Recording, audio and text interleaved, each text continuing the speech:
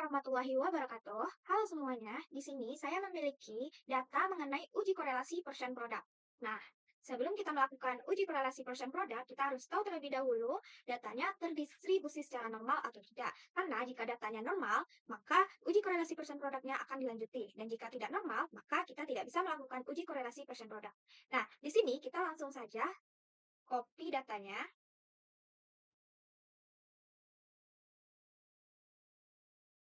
Nah, setelah data di-copy, kita ke SPSS dan kita paste datanya. Nah, ini kita masukkan ke data view. Setelah dari data view, kita ke variabel view. Yang mana untuk variabel pertama itu kita ganti namanya X, variabel kedua itu Y. Untuk desimalnya di sini kita kosongkan saja. Nah, setelah ini sudah kita ganti, lanjut ke data view. Nah, di sini kita akan melakukan uji normalitas, ambil analyze, non-parametric test, latency dialog, one sample. Nah, kedua variabel ini kita pindahkan ke test variable list. Lalu, oke.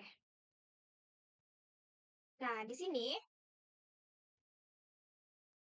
sini output uji normalitasnya sudah keluar, yang mana asymptotic dari X yaitu 0,200 dan asymptotic dari Y adalah 0,079.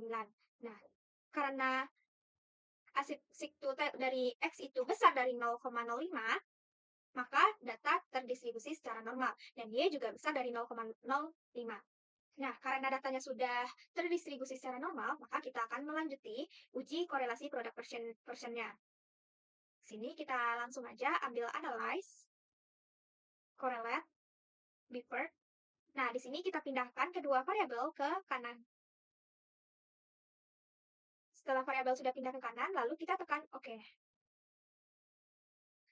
Nah, teman-teman, di sini output correlation persen produknya udah keluar, maka sebelum kita interpretasikan datanya, kita harus tahu terlebih dahulu kriteria pengujian korelasi produk persennya. Nah, di sini ada kriterianya.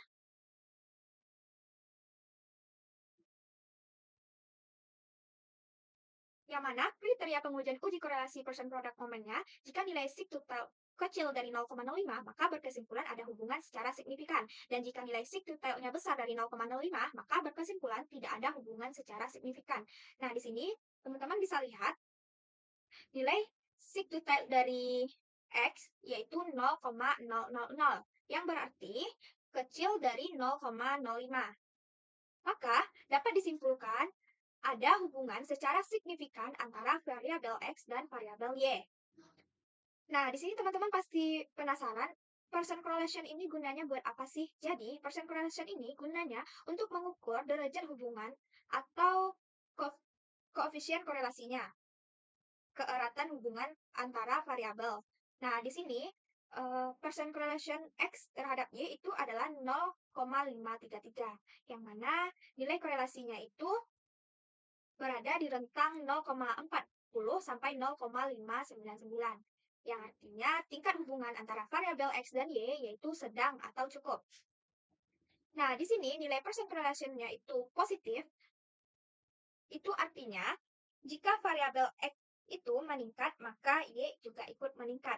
Berarti variabel X dan Y itu searah. Nah, kalau dia negatif, maka dia tidak searah. Nah, karena ini positif, maka dia searah. Nah, teman-teman, itulah penjelasan dari uji korelasi persen produk. Terima kasih.